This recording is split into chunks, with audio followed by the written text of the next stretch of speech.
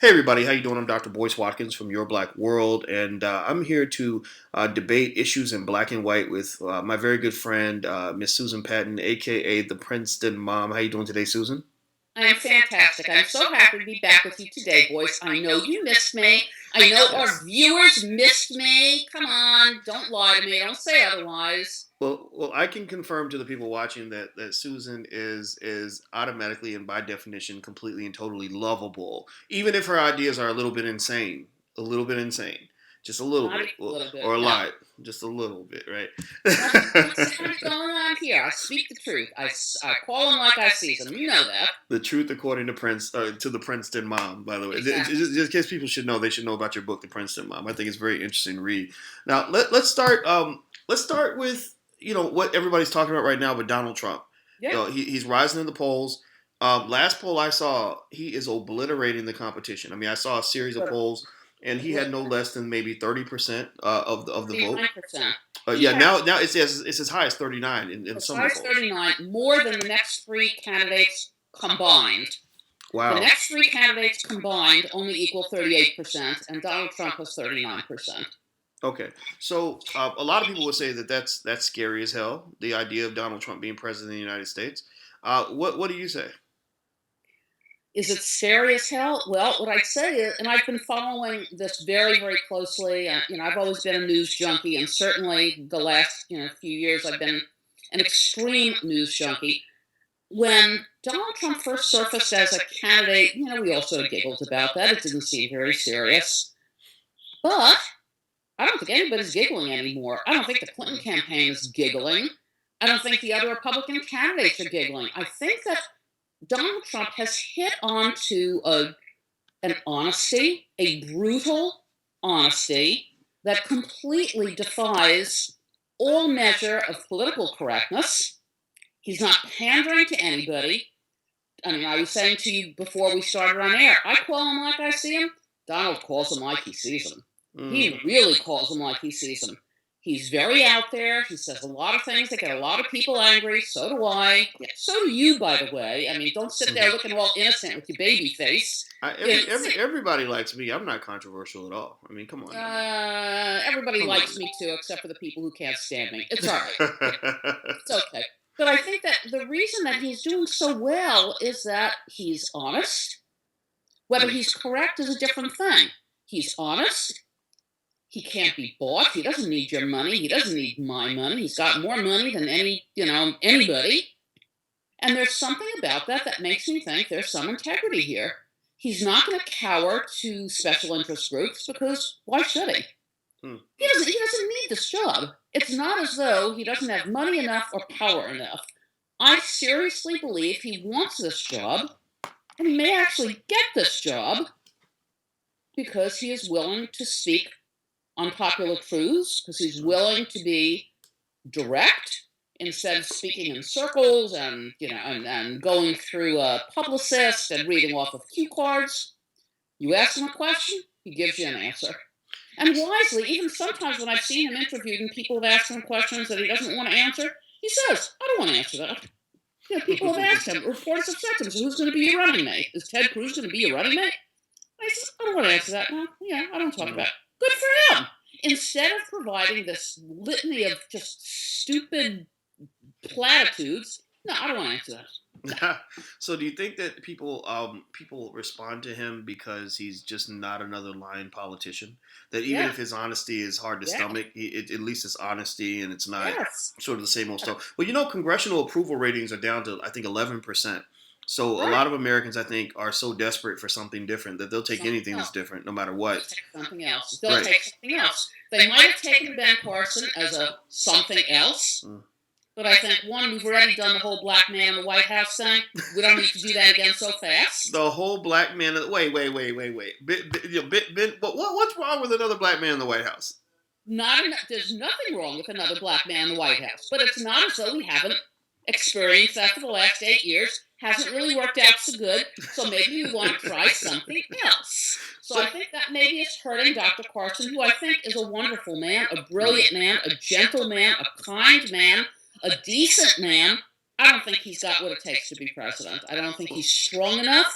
I don't think that he has it in him to make some of the really, really difficult decisions that a president has to make. I think he's too gentle a soul to actually make some of those decisions. And God bless him for that. Well, but I don't think he's the didn't he guy. well didn't he say that he once stabbed a kid and almost killed him, except his belt buckle got in the way? Well, Yeah, wasn't that one of the little stories he made up to show well, you he's tough? he actually said in a Popeye organization. You heard that. He said that. It took And place in a Popeye organization. what's a Popeye organization? A Popeye restaurant. Oh, it took in a Popeye's restaurant. Right, a Popeye fried Really. chicken place. Right, but he referred to it as in a Popeye organization.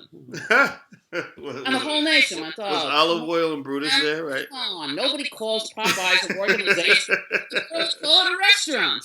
They don't know well, what to call it. They don't even know what to call it, but it's well, not an organization. well, let me ask you this. I saw a poll. I was looking at the ratings, and I'm just curious. I'm interested in how just what's going on the Republican Yeah, side, even yeah, though it's sort of like choosing in a circus of idiots and lunatics. That's my perception. But hey, you know what? It's interesting. So here's what I saw in the polls, right, with Carson and Trump. I saw Trump's the top and then Carson's the bottom, and I saw them kind of. It seemed like they were kind of moving together, and then at some point it went like this: Trump went up, right. Carson went down. Maybe in the last week or so, week or two. What was the difference? Do you think it was the terrorist attacks? Do you think that's what caused that Yeah, divide to occur? I do. I do.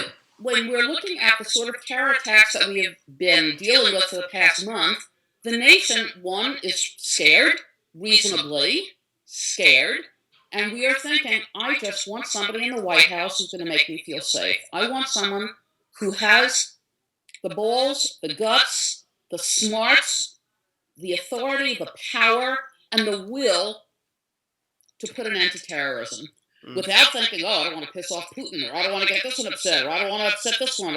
No, I just want an end to terrorism. I want somebody who's going to make me safe. And that's not Ben Carson. Again, God bless Ben Carson, what a decent man he is. It's not him, and why would he even want the job? I can't believe he really does want it. I don't think he does want the job. I think Ben Carson is going to bow out pretty soon. I can't believe he really wants this.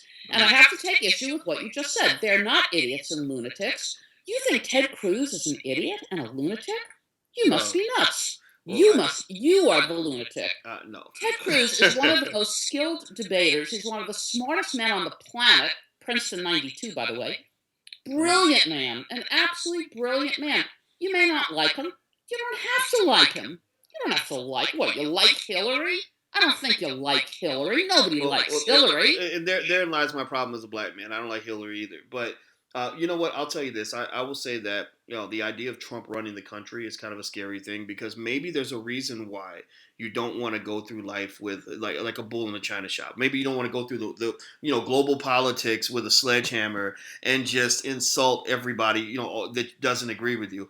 Maybe that doesn't work. Maybe that causes How would global you know? chaos. How would you know? We've never had anybody like that in the White House. But we've had We have leaders. never had But we've we've never had had a candidate. But we've had Oh, leaders though. We've had world leaders who had a very unapologetic, an bull in the china American? shop foreign policy. No, no, no, not maybe not in the U.S. Not so much, except maybe you go to Joseph McCarthy, things like that. But recently, you've had Kim Jong Il and his erratic behavior. You had Adolf Hitler. Not Oh, that Trump, come not that on. Trump is Don't Hitler. compare. But no, no, no, no, no. Don't compare Here's Kim Jong Il and no, Adolf Hitler to Donald no, Trump. Trump. I'm Yeah, sorry, but I'd Trump can love to compare to be Hitler. crazy. Let me tell you why I think he compares. Okay, and this is as objective as I can be because I think that when you talk about Hitler, there are ways that people see him, that might go to extremes. But here you go.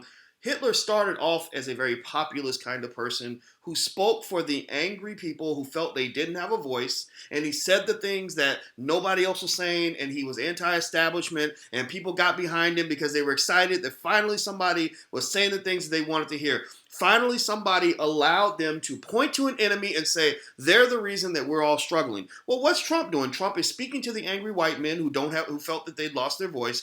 He's speaking to fear, but he's also saying, look at the Muslims. They're the reason that we're afraid. Let's keep them out of the country. And where does it go from there? I mean, it seems that it's only going to get worse. I mean, he's talking like this without presidential power. What if he Okay, actually here's has the that difference. power? Or here's one. There are many differences, and again, I take strong objection to anybody comparing a white politician, or not a white, I mean an American politician.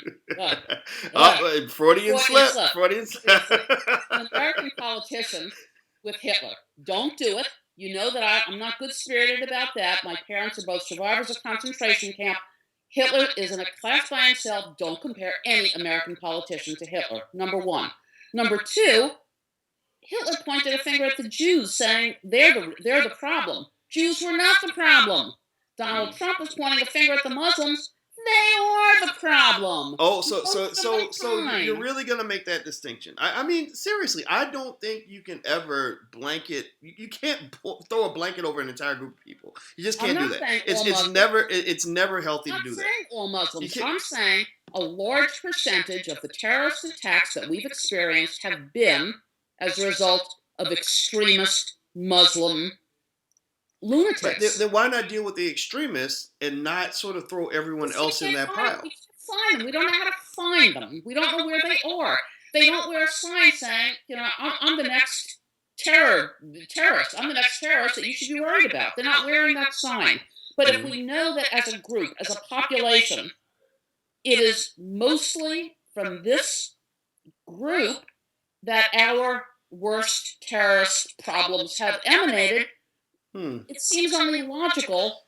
You have to put a something around this group until we can figure out who the bad guys are. I'm not saying all Muslims are bad. I'm not saying all terrorists are Muslim. I'm saying an inordinate percentage, an extraordinary percentage of terrorists are, and they have declared jihad against Americans, Well, against well, Jews, well. against Israel, Well, against the American way of life. We know they are out to hurt us. We know that. That's part of their doctrine. well, that's the thing, though. It's not. It's remember when we say there, you have to make sure you're talking about Extremists. I'm you're talking talking about about extremists. You're extremists. not talking about every Muslim. We Of can't do course that. not. I mean, because Of really, course not. seriously, I mean, if you start with where Trump is standing right now, he's saying let's keep the Muslims out of the country until we figure it out. Well, Right. that's not too far away from saying, okay, now we've had another attack. Let's round all the Muslims up, send them to Guantanamo or to some camp, and let's pick certain ones out and torture them. And you say the comparison to Hitler is off base, but it's I mean I see similarities there. I see the idea of rounding a group of people up and plucking the ones that are bad and doing horrible things to a lot of innocent I people. don't believe that that's. I don't think that was the intent. I think if we're going to round up a group of people that represent a threat to us.